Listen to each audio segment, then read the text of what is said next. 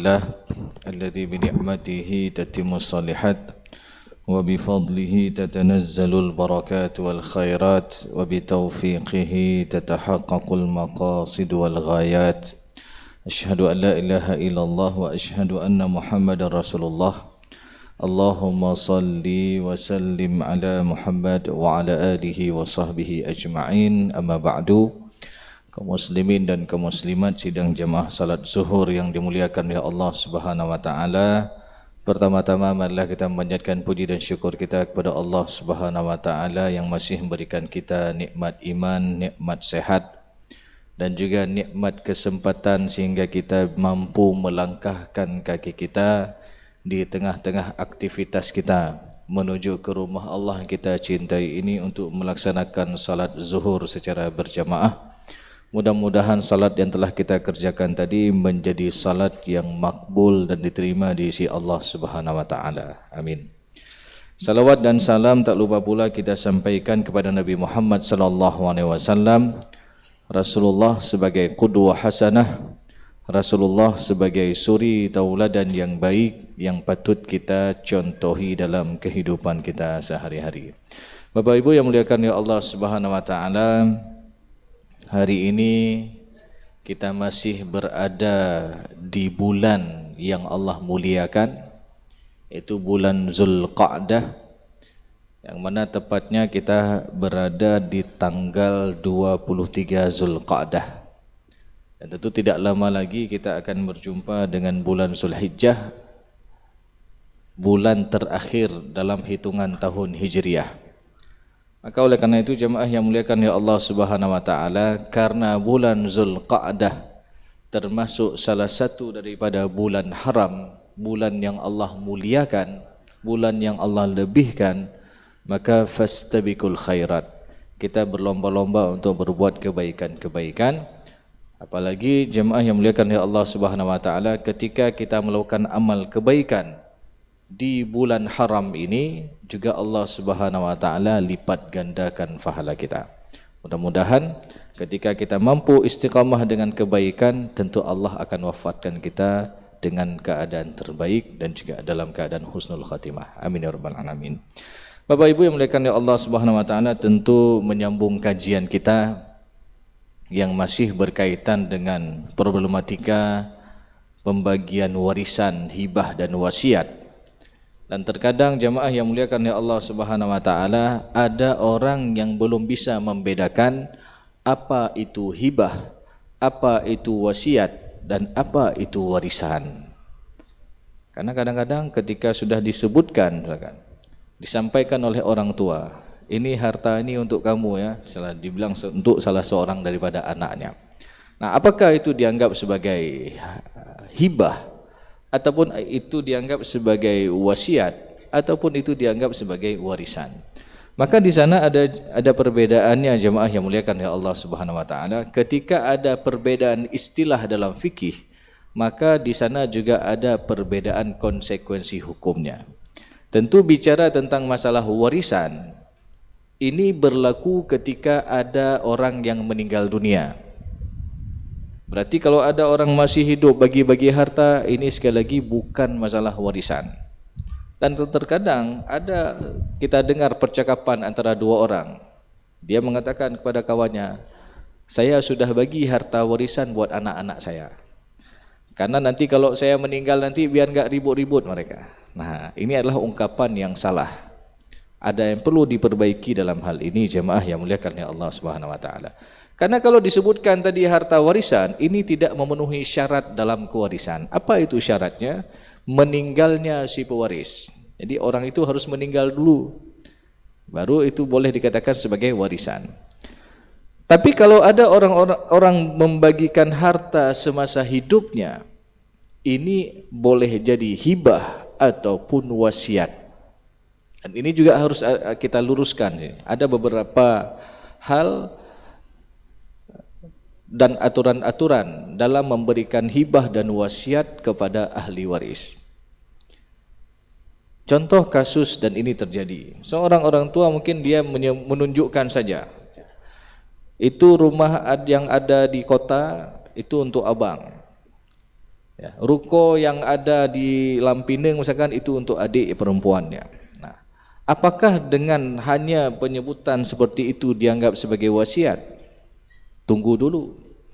Apakah ketika disebutkan seperti itu dianggap sebagai hibah? Tunggu dulu, kita lihat aturan hibah.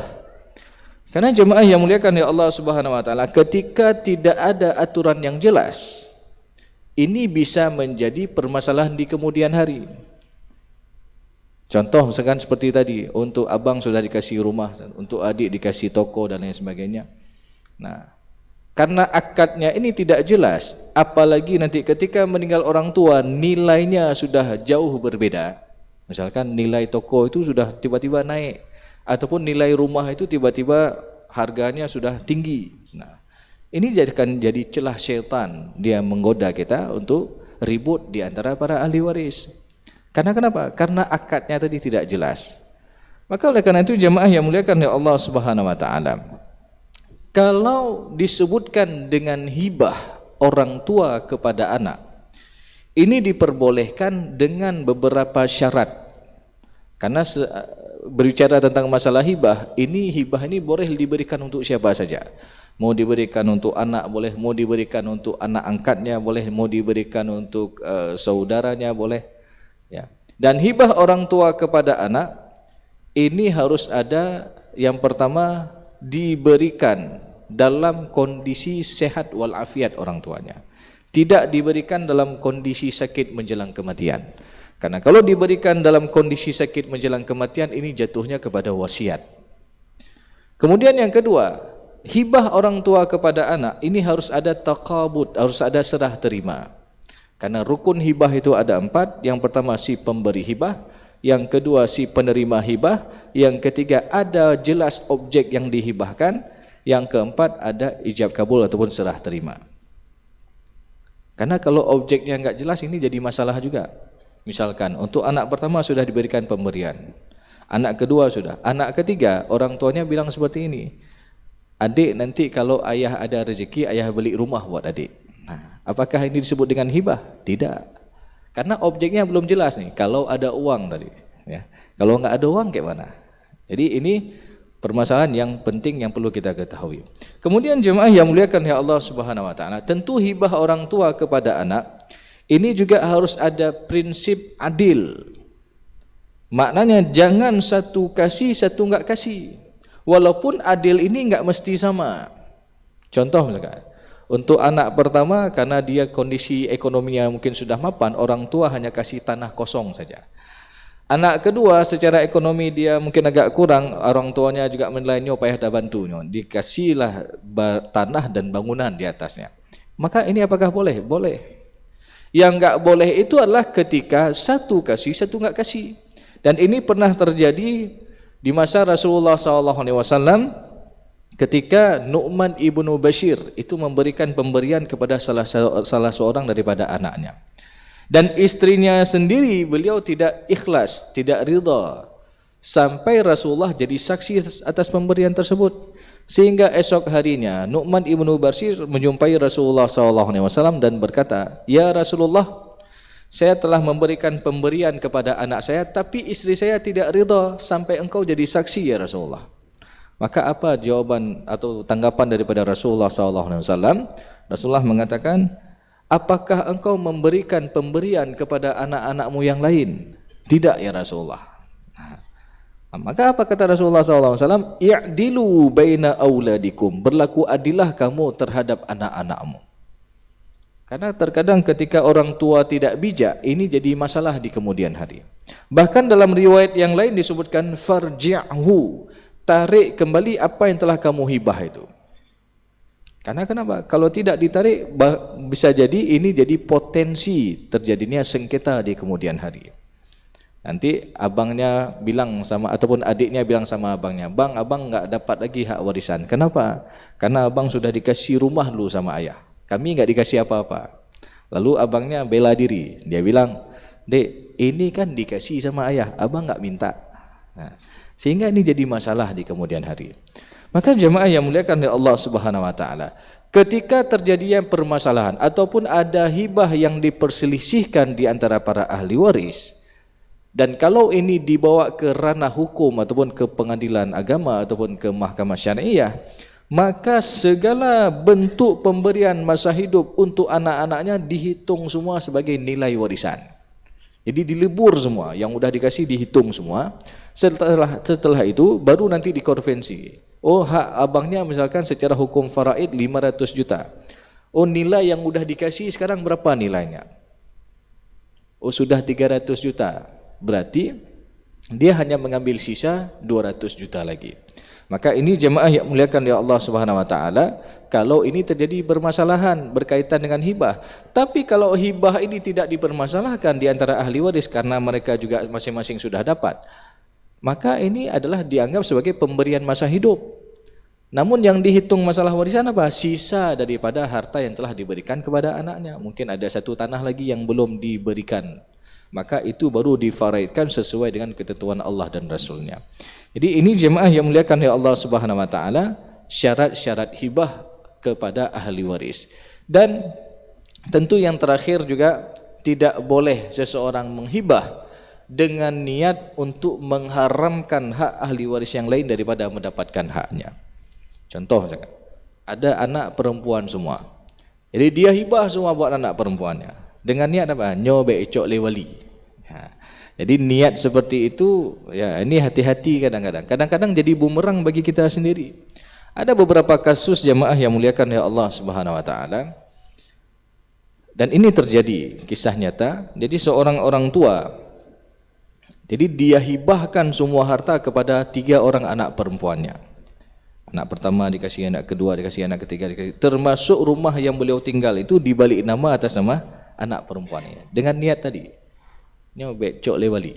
Nah, lalu apa yang terjadi? Qadarullah, orang tuanya panjang umur, tapi dalam kondisi sudah sepuh.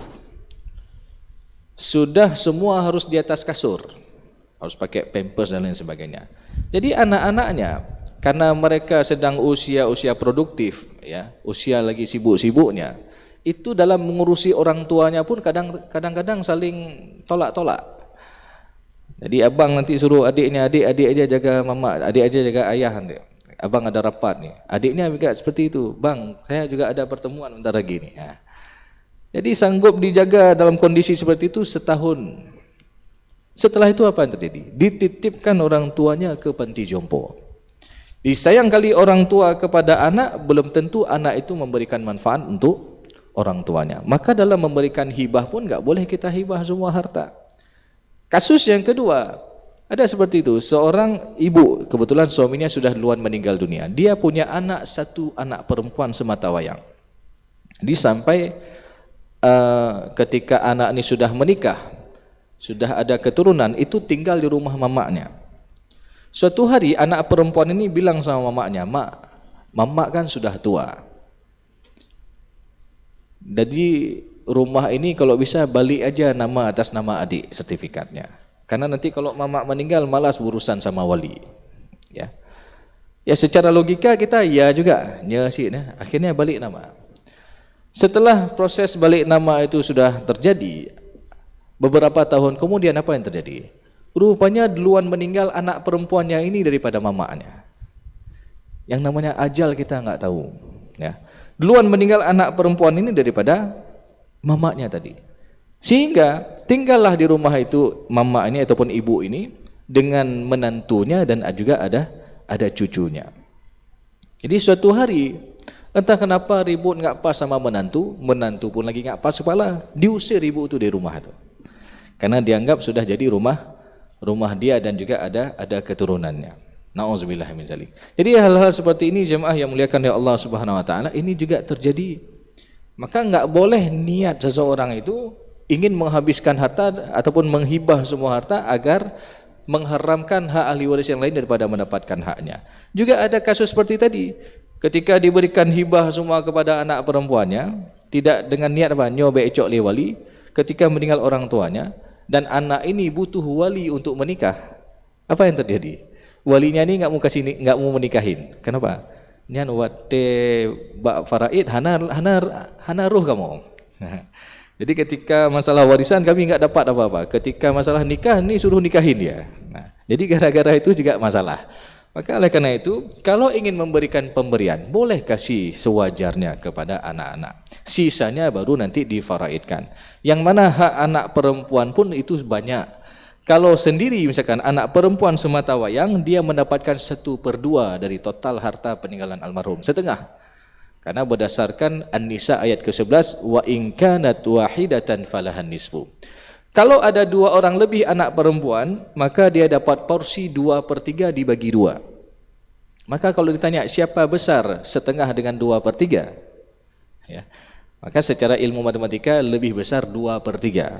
Tapi nanti 2/3 itu dibagi berapa jumlah anak perempuan kalau anak perempuannya lebih dari 1. Maka oleh karena itu jemaah yang muliakan ya Allah Subhanahu wa taala, tentu ada hikmah-hikmah kenapa Allah Subhanahu wa taala mensyariatkan sesuatu hukum.